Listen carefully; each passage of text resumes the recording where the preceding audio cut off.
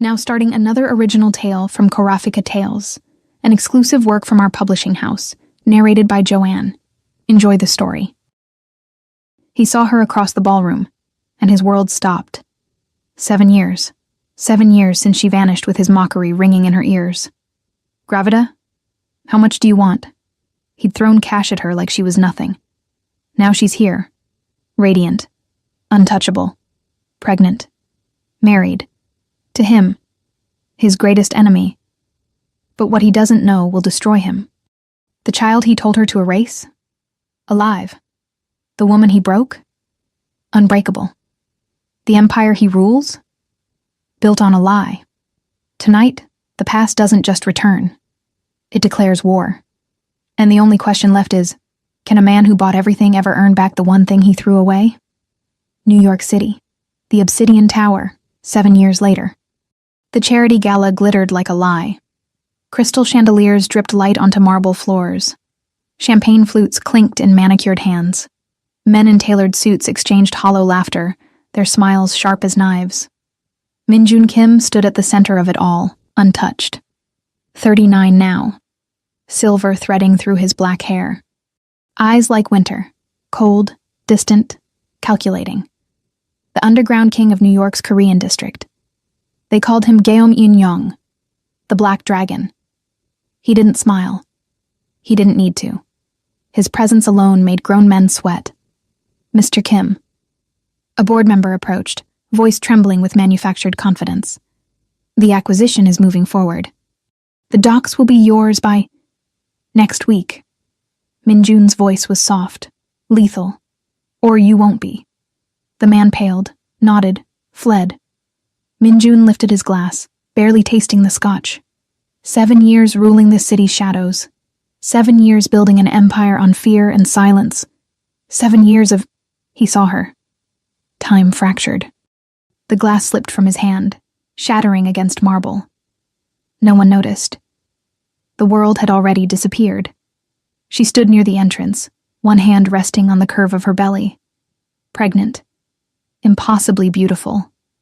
More radiant than memory had kept her. Her skin, deep brown, glowing, caught the light like she'd swallowed the sun. Her dress, midnight blue silk, draped over the unmistakable swell of life. Her eyes, those eyes, the same ones that had looked at him 7 years ago, holding a pregnancy test, voice shaking. Minjun, I'm pregnant. And he'd laughed. God, he'd laughed. Gravida? Quanto você quer? He'd pulled out his wallet, counted bills, thrown them at her feet like she was a problem to be solved. Get rid of it, or get out. She'd gotten out, vanished like smoke. And he'd told himself he didn't care. He'd lied. Now she was here. Here. Minjun's heart, silent for 7 years, slammed against his ribs. Then he saw the ring. White gold, diamonds, elegant, married. Then he saw the hand holding hers. Tall, refined, smiling down at her like she was his entire world. Dante Moretti. Minjun's blood turned to ice. Dante fucking Moretti. Italian. Ruthless.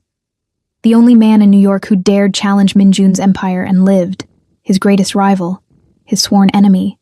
And now, her husband. Minjun's fists clenched until his knuckles cracked. She laughed at something Dante said, her hand resting protectively over her belly. Pregnant with his children. The thought burned like acid. But then, her gaze lifted, swept the room, landed on Minjun. Everything stopped. Her smile died, color drained from her face. For one heartbeat, she was 25 again, standing in his penthouse, hope dying in her eyes as cash scattered at her feet. Minjun couldn't move, couldn't breathe. 7 years. 7 years of telling himself she was nothing. 7 years of burying the truth. Now it rose like the dead. I loved her. The confession crashed through him. Too late, too devastating, too true. Dante leaned close, whispering something in her ear. She nodded, never breaking eye contact with Minjun. Then she turned and walked away, just like before. But this time, She took the light with her. Minjun stood frozen in the wreckage of his composure, surrounded by glittering lies and hollow people. And for the first time in 7 years, the underground king felt afraid. Ayana. Her name whispered through his mind like a ghost. Minjun stood on the balcony, 20 floors above the city, watching lights bleed into darkness. The gala continued below. Laughter, music, the machinery of wealth grinding forward. But he couldn't go back inside. Not after seeing her. Not after seeing what I destroyed. Boss. Jay, his head of security, appeared in the doorway. Silent as always. The Moretti woman. Don't! Minjun's voice cut like a blade. Don't call her that. Jay hesitated. Her name is Ayana Moretti now. Married 3 years ago. Quiet ceremony and... I don't want to know. But he did. God, he did. She's pregnant with triplets, Jay continued, voice carefully neutral. Due in 4 months. Moretti's been... Enough. Silence. The wind carried the scent of rain. There's something else. Jay's tone shifted. Careful. We found records from 7 years ago. Minjun's jaw tightened. A birth certificate. Queen's General Hospital. 7 years and 3 months ago. The world tilted. A son. Name. Isaiah Kim.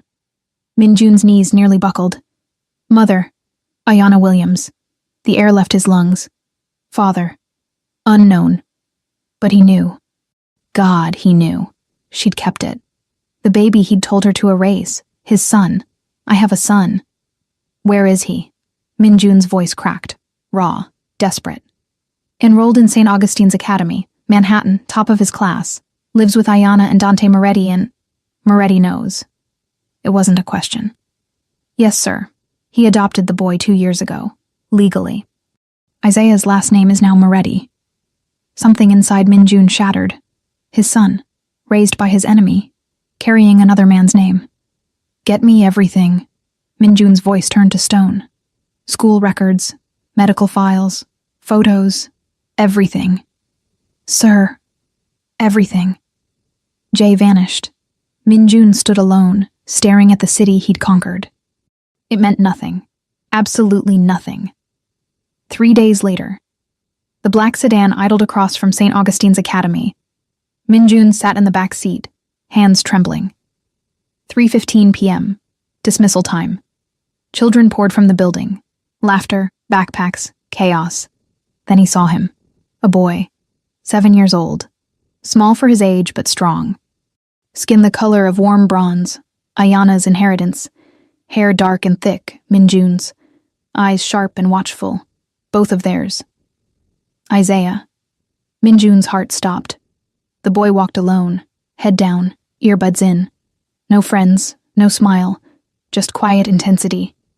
Like he carried the weight of the world in his small chest. Like me. Then a car pulled up. Sleek, silver. Expensive. Dante Moretti stepped out, tall, confident, smiling. Isaiah! Dante's voice carried warmth that made Minjun's chest burn. The boy looked up and smiled, pure, bright, unguarded. He ran to Dante, who caught him easily, lifting him high. How is school, champ?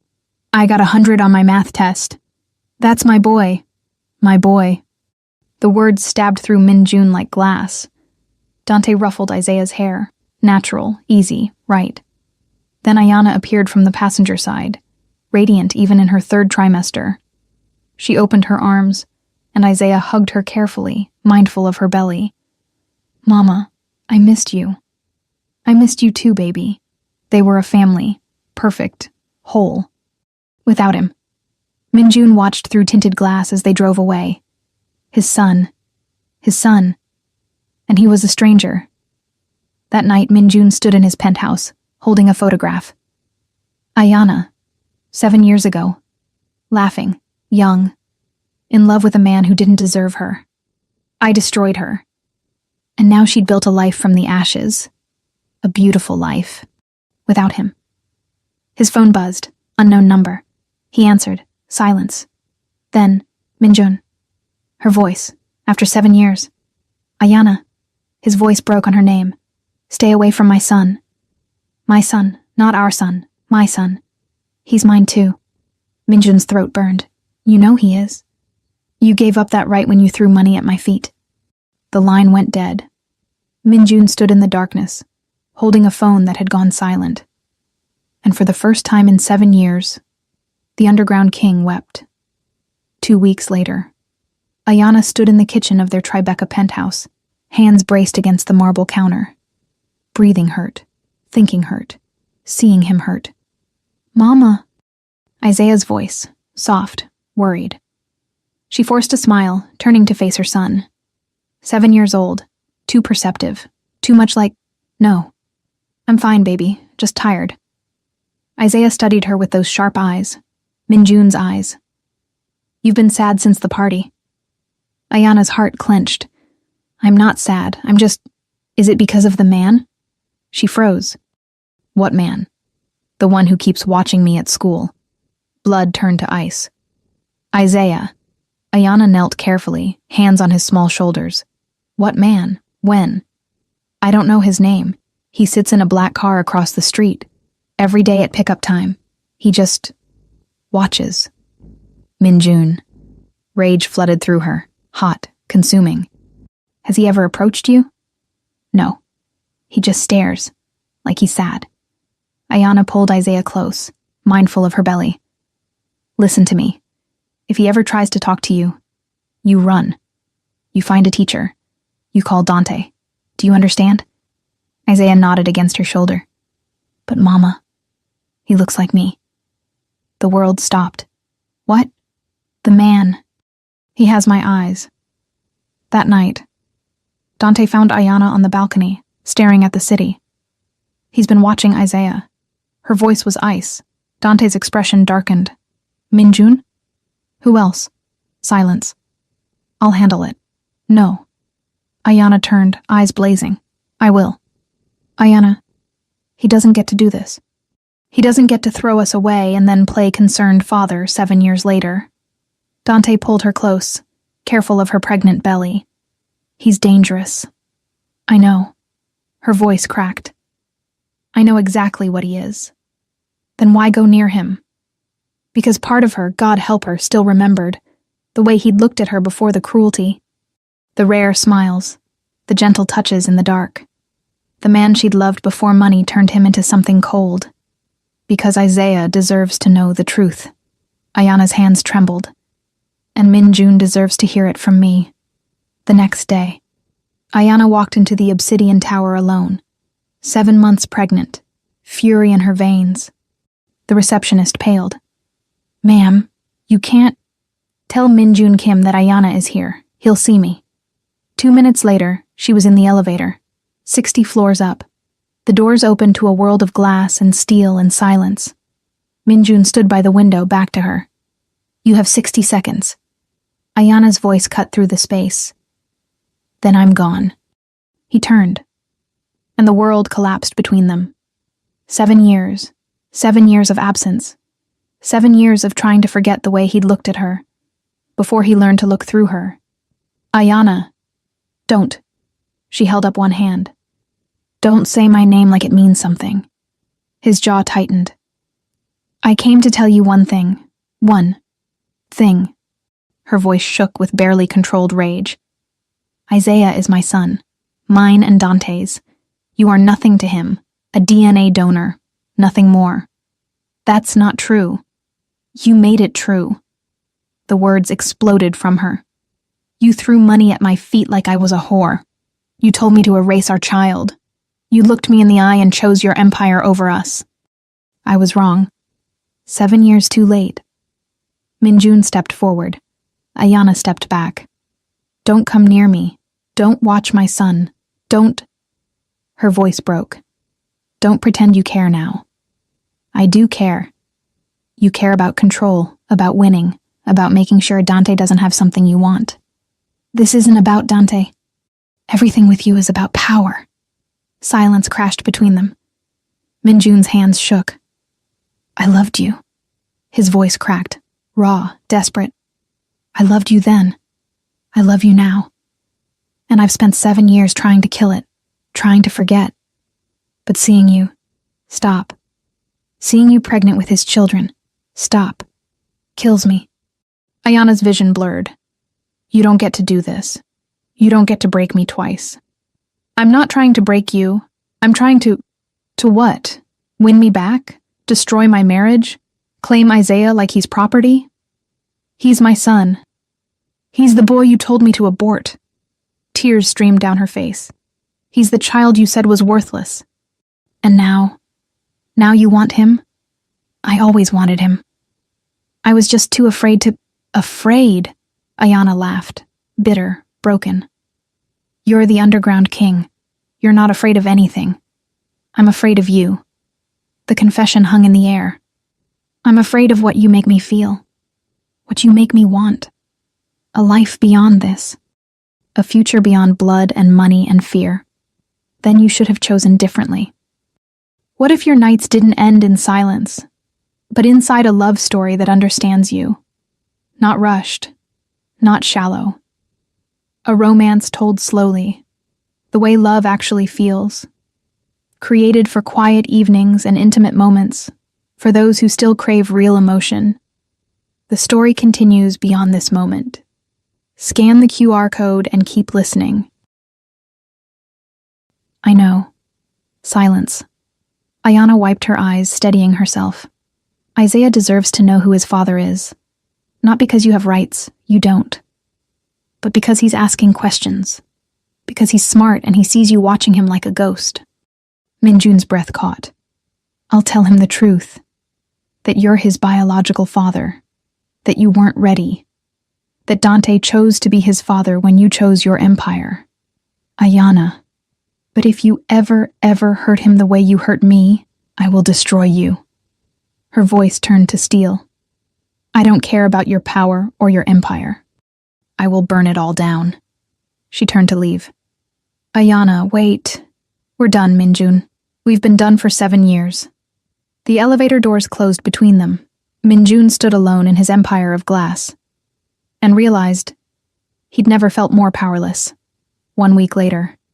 Isaiah sat at the kitchen table, homework spread before him, but his pencil hadn't moved in 20 minutes. His mind churned with questions. Questions about the man in the black car. Questions about why his mother cried when she thought he wasn't looking. Questions about why he sometimes caught Dante watching him with sad eyes, like he was trying to memorize his face. Isaiah, baby, dinner's almost ready. Ayana's voice floated from the kitchen, warm but strained. He didn't answer. Instead, he pulled out his tablet, the one Dante had given him for his 7th birthday, and typed carefully into the search bar. Minjun Kim, New York. The results flooded the screen. Articles, photos, headlines. Underground King expands empire. Korean district's most powerful figure. The Black Dragon's silent war. Isaiah's small hands trembled. He clicked on an image. A man. Tall. Sharp suit. Cold eyes. Eyes exactly like his own. What are you looking at? Isaiah jumped, nearly dropping the tablet. Dante stood in the doorway, expression unreadable.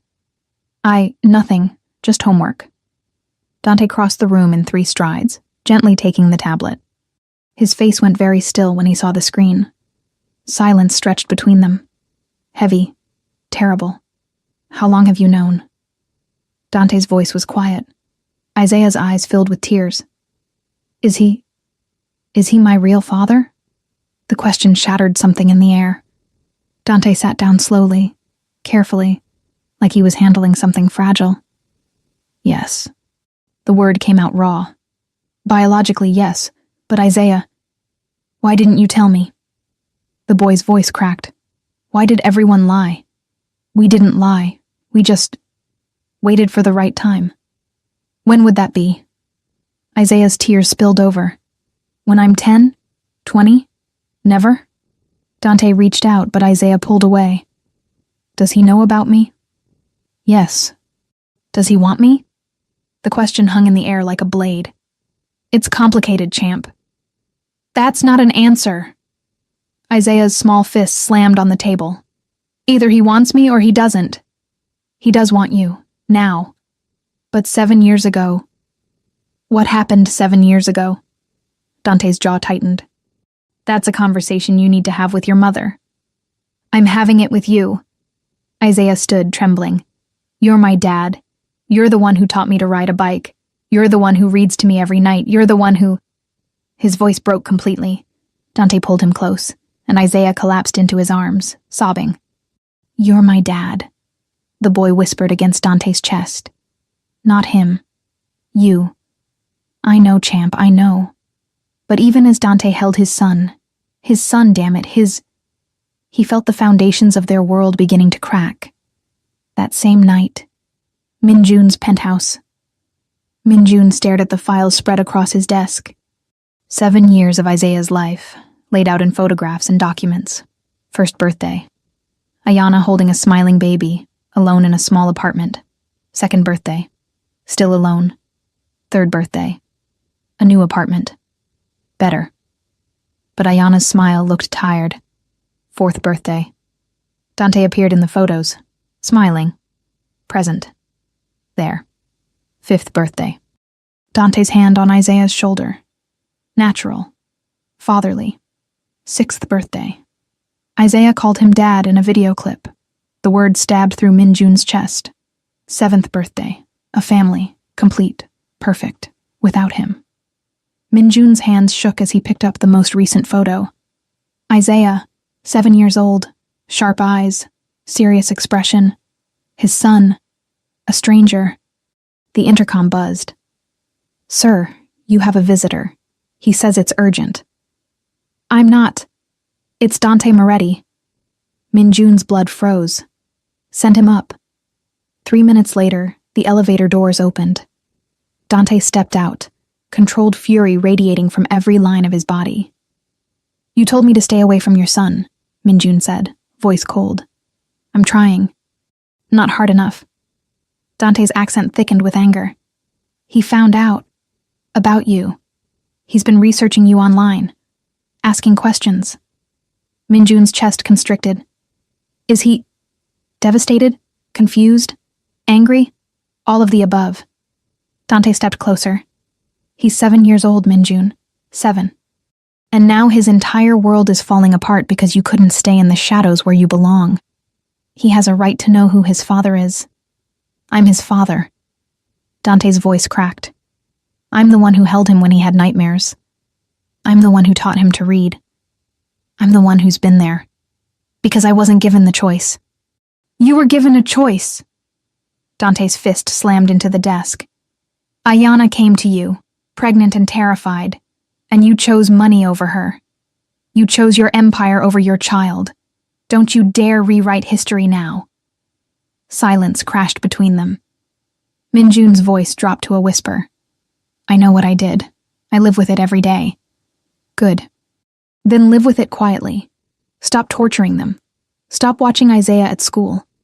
Stop making Ayana cry herself to sleep because she's terrified you'll destroy the life she's built. She told you that?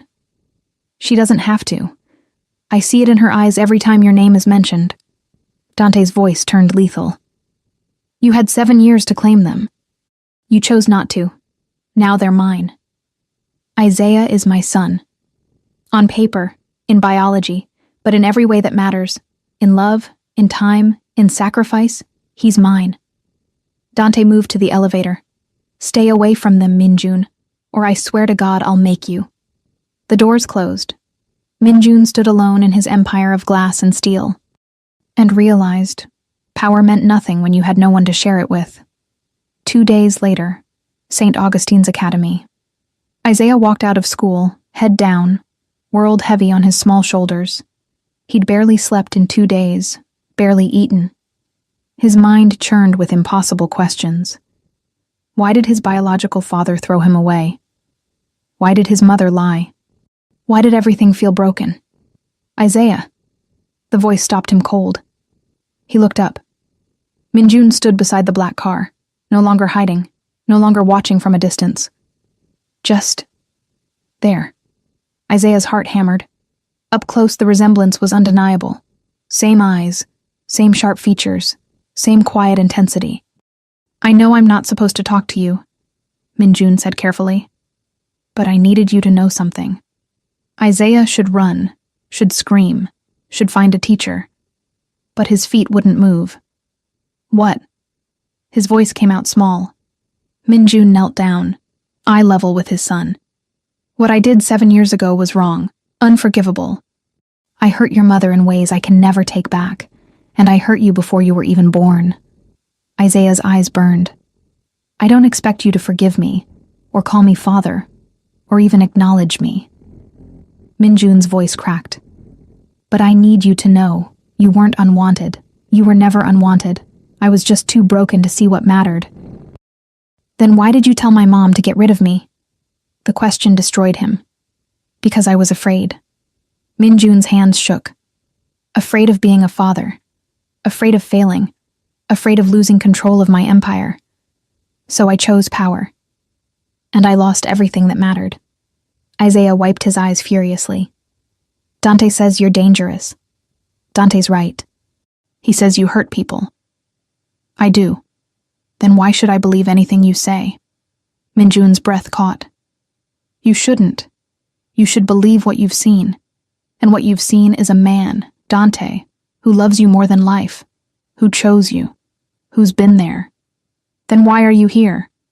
Because even though I don't deserve it, I needed to see you, to tell you I'm sorry, and to let you decide if you ever want to know me. Silence. Isaiah's small chest heaved with emotion. I don't know if I can forgive you. I know. I don't know if I even want to know you. I know. But, Isaiah's voice wavered. But my mom says everyone deserves a second chance. Even people who make terrible mistakes. Minjun's vision blurred. Your mother is a better person than I'll ever be. She is. Isaiah's voice steadied. And Dante is the best dad in the world. He is. But, the boy took a shaky breath. But maybe someday, I could have 2 dads. If you promise to never hurt my mom again. Or my baby siblings. Or me. Minjun's control shattered. He pulled Isaiah into a careful hug. Awkward, trembling, desperate. I promise. His voice broke. I swear on my life. I promise. Isaiah hugged him back. Tentative, uncertain, but real. For 30 seconds they stood there. Father and son, broken but beginning. Then, Isaiah! They broke apart. Ayana stood across the street, 8 months pregnant, fury and terror warring on her face. Get away from him! She ran, as fast as her condition allowed, crossing traffic without looking. Minjun stepped back immediately, hands raised. Ayana, I wasn't... Get away from my son. Her voice shook with rage. Isaiah moved between them. Mama, it's okay. He just wanted to. I don't care what he wanted. Ayana pulled Isaiah behind her, protective and fierce. Minjun, I warned you. I told you to stay away. I know. I'm sorry, You just what? Decided your wants matter more than his safety? More than my boundaries? No. You haven't changed. Tears streamed down her face. 7 years, and you're still the same selfish man who threw money at my feet. Mama, that's not fair. Isaiah's voice rang out. He apologized. He said he was wrong. Isaiah, go wait in the car. But... Now. The boy fled, tears streaming. Ayana turned back to Minjun, shaking. You had no right. I know. You could have destroyed everything. I know. He's just a child, Minjun. A child who's been through enough without you confusing him with apologies and promises you can't keep. I can keep them. Minjun's voice turned raw. I will keep them. I'll do whatever it takes to prove. I don't want your proof. Ayana's voice cracked. I want you to leave us alone. To let us live in peace. To stop tearing open wounds that are barely healed. Ayana, I loved you.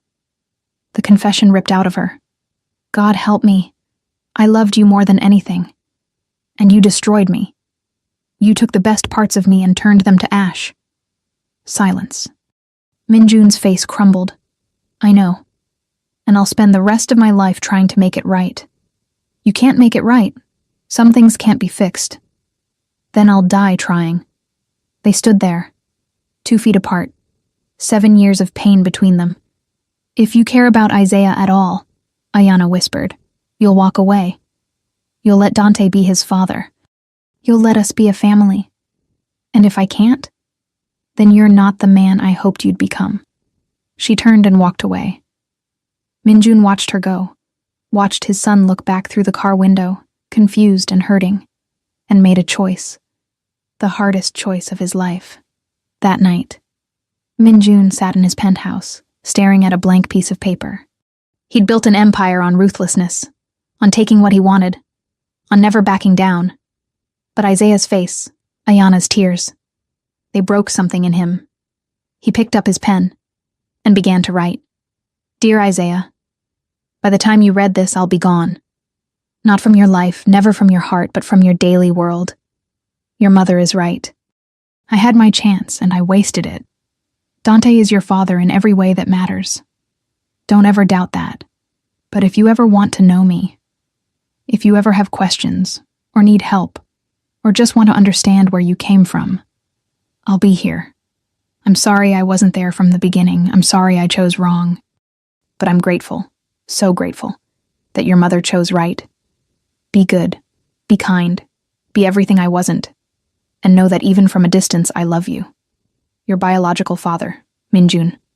He folded the letter carefully, addressed it, and for the first time in 7 years, let go.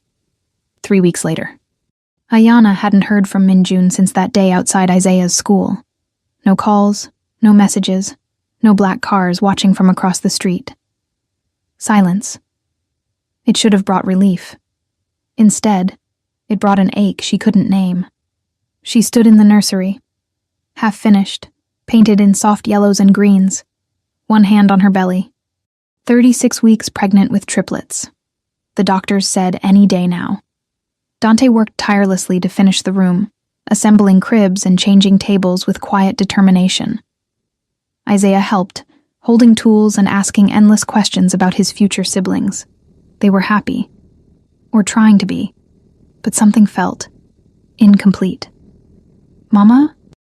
Isaiah appeared in the doorway, backpack slung over one shoulder. Can I ask you something? Always, baby. Do you think Minjun is okay? Ayana's heart clenched. Why do you ask? I don't know, Isaiah fidgeted with his backpack straps. I just feel like something's wrong, like he's in trouble or something. Isaiah, Minjun is a very powerful man. He can take care of himself. But what if he can't? The boy's eyes, so much like Minjun's, filled with concern. What if he needs help, and he's too proud to ask? Ayana pulled her son close. You have a kind heart, baby. Just like your father. Which one? Isaiah's voice was small. Both. She kissed the top of his head. You got the best parts of both of them. Isaiah hugged her carefully, mindful of her belly. I love you, Mama. I love you too. But even as she held her son, Ayana couldn't shake the feeling that Isaiah was right. Something was wrong. Across the city, Minjun's office. Jay stood in front of Minjun's desk, face grim. We have a problem. Minjun looked up from the legal documents he'd been reviewing. Dissolution papers for several of his more questionable business ventures. The slow process of becoming someone worthy of his son's respect. What kind of problem? The Yakimura Syndicate. They're moving against our territory. Hard. Minjun's expression didn't change. Let them. Jay blinked. Sir? I'm out, Jay. I told you last week. I'm dissolving the empire. Selling off the legitimate businesses. Walking away from the rest. You can't just walk away. They'll see it as weakness. They'll come after you. After everyone connected to you. Then we'll deal with it legally, through proper channels. Properly? Jay's voice rose. Boss, these aren't businessmen. I know what they are. Minjun's voice turned to steel. I used to be one of them. But I'm done. I'm done building kingdoms on fear. I'm done being the monster in my son's nightmares. Noble, but suicidal. Jay leaned forward. Yakamura won't let you walk away. He'll make an example of you, and everyone you care about. Minjun's blood chilled. What do you mean, everyone? Jay slid a photograph across the desk. Ayana, leaving a doctor's appointment. Isaiah, walking out of school. Dante, getting into his car, all marked with red circles. Targets. They know about your son, about Ayana, about your connection. Jay's voice gentled. Yakimura sent a message. If you want them to stay safe, you stay in the game. No. Minjun stood, fury radiating from him. No, they're innocent. They have everything to do with it. They're your weakness, and Yakimura knows it. Minjun's hands shook. 7 years of building an empire. 7 years of ruling through fear. And now the monster he'd created was turning on the only people who mattered. What does he want? The docks, the shipping routes. Complete control of the Korean district. Jay's expression darkened. And he wants you to personally oversee the transition, to publicly submit. And if I refuse? Jay didn't answer. He didn't have to. Minjun stared at the photographs. His son's face, Ayana's smile, Dante's protective stance. Everything he'd lost.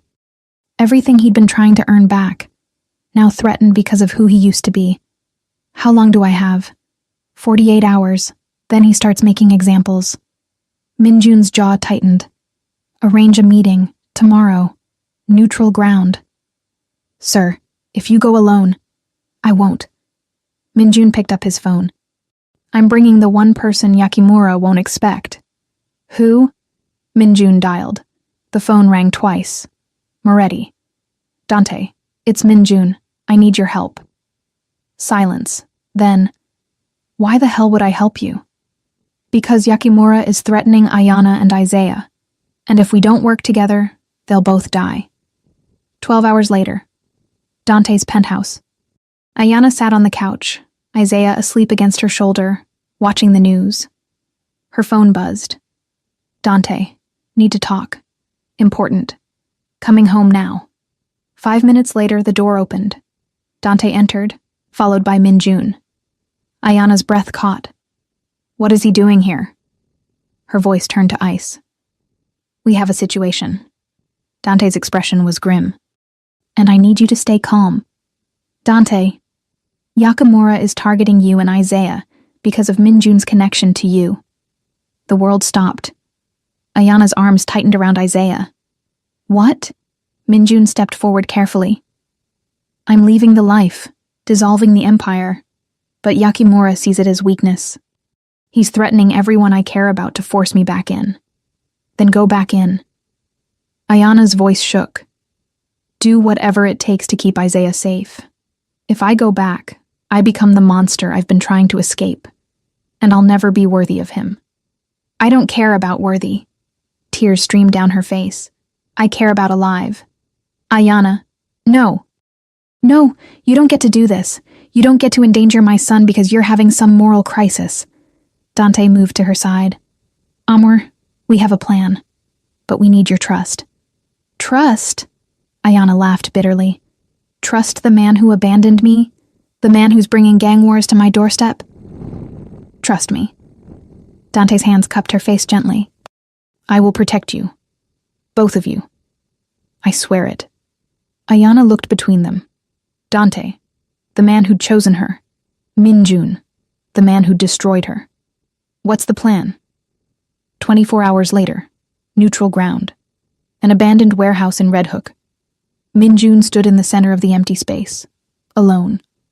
Or seemingly alone. Dante was positioned in the rafters, silent, lethal, watching. Jay and his best men surrounded the building, invisible, but ready. The doors opened. Yakimura entered with 6 armed men. Tall, cold, smiling.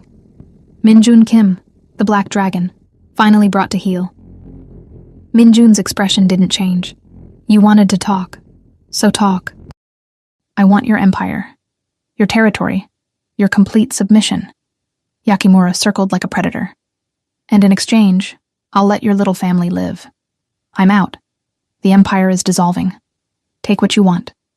But I don't just want the Empire. Yakimura's smile widened. I want the legend. I want the underground king on his knees, begging for mercy. I want the entire city to know that the Black Dragon fell. Not going to happen. Yakimura's men raise their weapons. Then your son dies first. Then the pregnant woman. Then the Italian who thinks he can protect them. Rage, pure and consuming, flooded through Minjun. You touch them, and I'll burn your entire organization to the ground. Bold words for a man surrounded and outgunned. Am I? A red dot appeared on Yakimura's forehead, then another on each of his men. Dante's voice echoed from the rafters. 6 rifles, infrared scopes, all trained on your heads. Move, and you're dead before you hit the ground. Yakimura's smile faltered.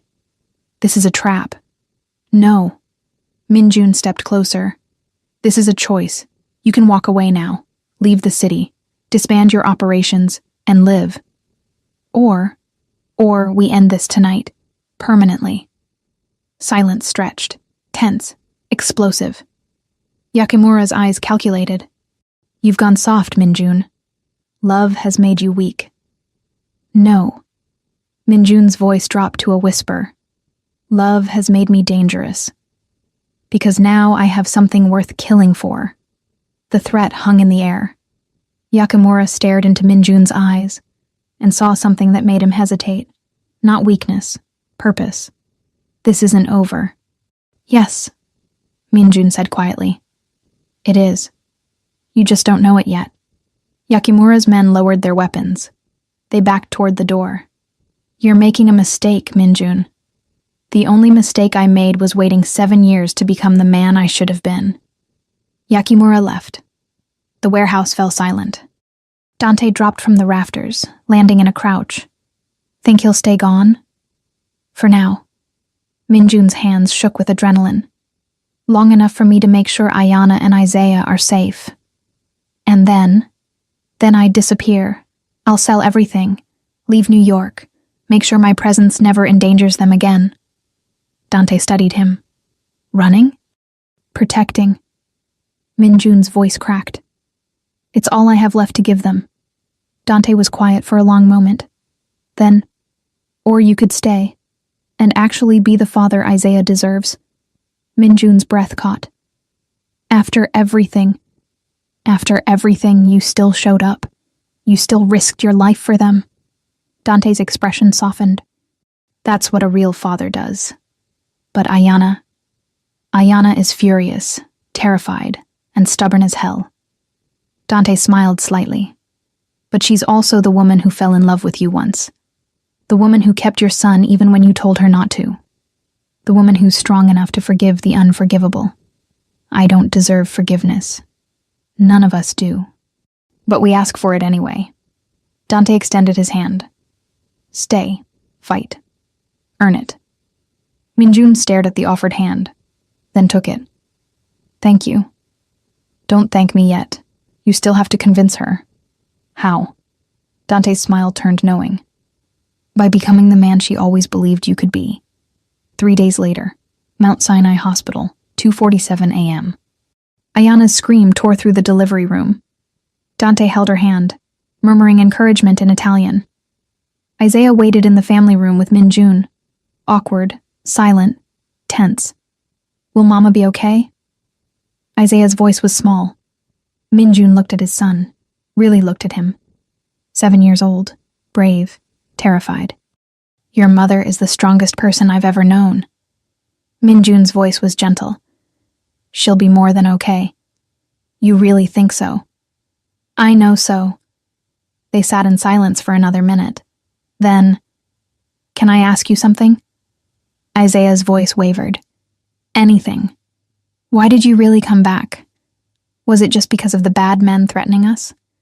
Minjun's chest tightened. No, I came back because... He struggled for words. Because 7 years ago, I made the worst mistake of my life, and I've spent every day since trying to live with it.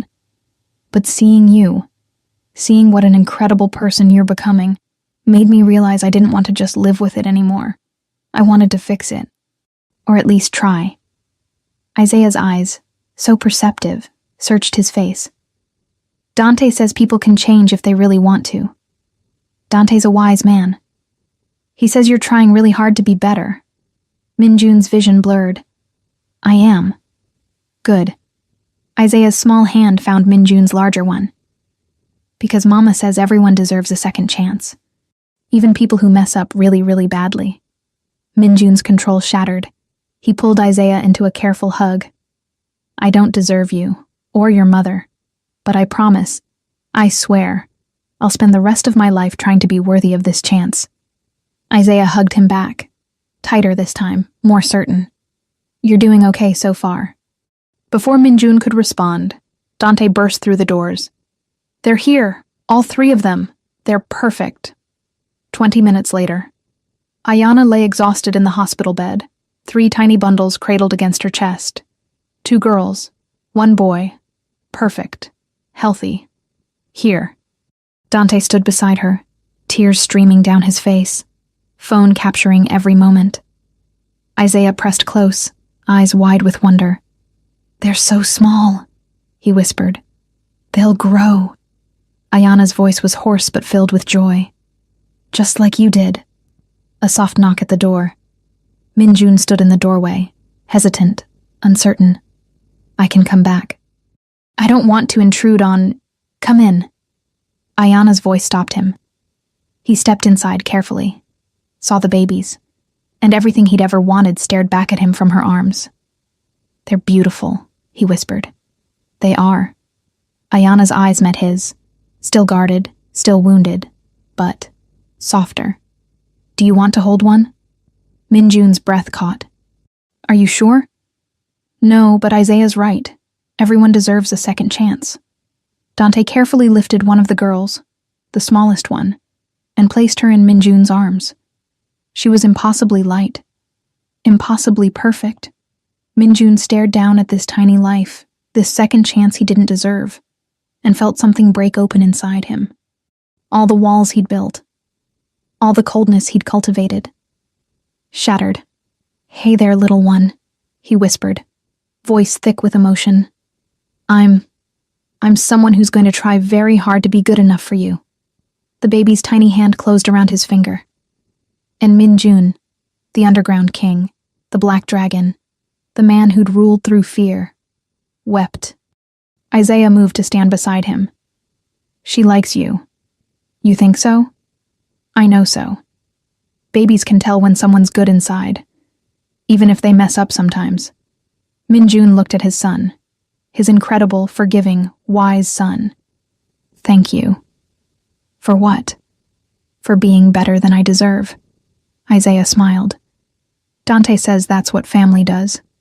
We're better for each other. Family. The word settled over Minjun like grace. 2 weeks later, Ayana and Dante's penthouse. The apartment had transformed into beautiful chaos. 3 cribs, endless diapers, the soft sounds of babies crying and cooing and sleeping. Isaiah had embraced big brotherhood with enthusiasm, reading stories to his siblings in careful, gentle voices. Dante moved through it all with practiced ease, bottle feeding, burping, changing diapers like he'd been born to it. And Minjun. Minjun came every day, at first, just for an hour, then 2.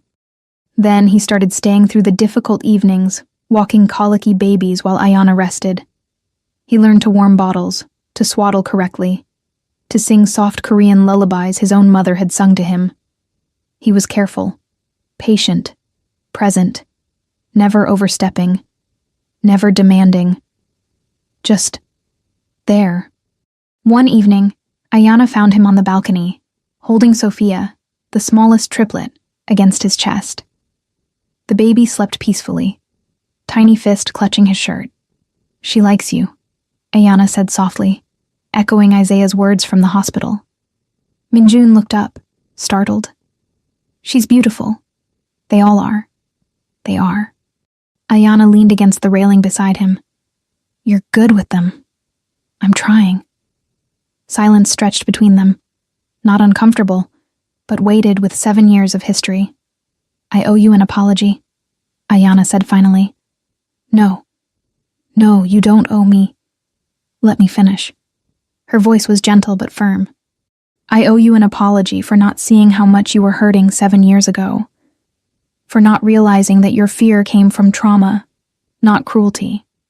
Ayana, I'm not excusing what you did, what you said, how you destroyed me. Her eyes glistened. But I spent 7 years hating you without ever trying to understand you. And that wasn't fair either. Minjun's throat tightened. You had every right to hate me. I know, but hate is exhausting. And I'm tired, Minjun. Tired of carrying all this anger and pain and broken history. So what are you saying? Ayana turned to face him fully. I'm saying, I want to try.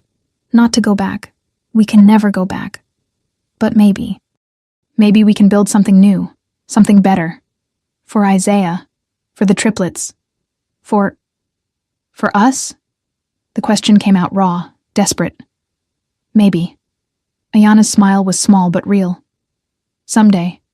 If you keep showing up. If you keep choosing us over your empire. I will. I swear I will. Then we'll see. She reached out, touching Sophia's tiny head. One day at a time. 6 months later. The courtroom was small, private, filled with only the people who mattered. Judge Rodriguez looked over her glasses at the assembled group. Mr. Kim, you're petitioning for joint custody of Isaiah Kim Moretti, is that correct? Yes, Your Honor. Minjun stood, hands trembling slightly. And Mr. and Mrs. Moretti, you support this petition? Dante and Ayana stood together. We do, Your Honor, Dante said clearly. Minjun has proven himself to be a devoted father. Isaiah deserves to have both his fathers in his life. And you, Mrs. Moretti? You've been through significant hardship because of Mr. Kim's past actions. Are you comfortable with this arrangement? Ayana looked at Minjun. Really looked at him. 6 months of showing up. Of 3 a.m. diaper changes and careful boundaries and slow, painful rebuilding. 6 months of watching him transform from the underground king into something softer, something real. I am, Your Honor. He's earned this. The judge smiled. Then it's my honor to grant this petition. Joint custody with specifics to be determined by mediation. Congratulations, gentlemen. And Isaiah. She looked at the 7-year-old sitting in the front row. You're a very lucky young man to have 3 parents who love you this much. Isaiah grinned. I know. 1 year later. Central Park. Isaiah's 8th birthday. The picnic was beautiful chaos. Balloons, cake, presents everywhere. The triplets, now 1 year old, toddled around on chubby legs, laughing and falling and getting back up. Isaiah ran with his friends, happiness radiating from him. Dante manned the grill, arguing good-naturedly with Minjun about the proper temperature for bulgogi versus Italian sausages. Ayana sat on a blanket, watching them. Her family, complicated, imperfect, theirs. Mama, Isaiah ran over, breathless. Can Minjun stay for cake? Of course he can, baby. He helped plan your party. I know, but... Isaiah glanced between the adults. I wanted to make sure you were okay with it. I know things are still... Complicated? Ayana smiled, pulling her son close. They are. But we're figuring it out. Do you think you'll ever love him again? Like you love Dante? The question caught her off guard. Ayana looked across the park to where Minjun was now chasing Sophia, the toddler shrieking with delighted laughter. He'd sold his empire. Every piece of it. Donated most of the money to children's charities and domestic violence shelters. He'd gone to therapy. Real therapy. Confronting the trauma that had made him cruel. He'd shown up. Every single day. Patient and humble and there. He'd become the man she'd always believed he could be. I don't know. Ayana answered honestly. My heart is still healing. But I can tell you this. I don't hate him anymore. And that's something. Isaiah hugged her tight. That's good, because I love him, and I love Dante, and I love you, and I love my baby siblings, and I just want everyone to be happy. We are happy, baby. Look around. This She gestured at the beautiful chaos. This is happiness. Later, as the sun set and the party wound down, Ayana found herself standing beside Minjun. The kids played. Dante organized cleanup. The world moved around them. Thank you, Minjun said quietly. For what? For this. For letting me be part of it. For giving me a second chance I didn't deserve. Ayana was quiet for a moment. Then, you earned it. Every day, you earn it. I'll keep earning it. For the rest of my life. I know. She turned to face him. Minjun, I'm not ready for anything beyond this. Beyond co-parenting and slow rebuilding. But ask me again in another year, when more time has passed, when more healing has happened. Hope bloomed in his eyes. And then we'll see. It wasn't a promise, but it was possibility. And for the first time in 8 years, it was enough. 5 years later, Isaiah's 13th birthday, the family gathered in their new home, a sprawling brownstone that accommodated their complicated, beautiful family. Isaiah was taller now, 13, brilliant and kind, and everything both his fathers had hoped for. The triplets, 6 years old, were chaos incarnate. Smart, loud, loving. Dante and Minjun had become unlikely friends, bonded by shared fatherhood and mutual respect. And Ayana. Ayana wore a ring. Not from Dante. They'd divorced amicably 2 years ago, remaining best friends and devoted co-parents. From Minjun, who'd asked her properly. Kneeling in the rain. Presenting not a ring but a promise. I will spend every day of the rest of my life being worthy of you. Will you let me try? She'd said yes. Not because she'd forgotten the past, but because she'd seen the future. Now, as Isaiah blew out 13 candles, surrounded by siblings and parents and love, Ayana looked at Minjun across the table. He met her gaze, and mouthed, "Thank you." She mouthed back, "I love you." It had taken 8 years. 8 years of pain and rebuilding and slow, careful healing. But they'd made it. All of them. Together. What if your nights ended with a love story, instead of silence or endless scrolling? Deep romance. Real emotions. A story that stays with you long after it ends. Made to listen in quiet evenings. For those who still believe in love stories, scan the QR code and begin tonight.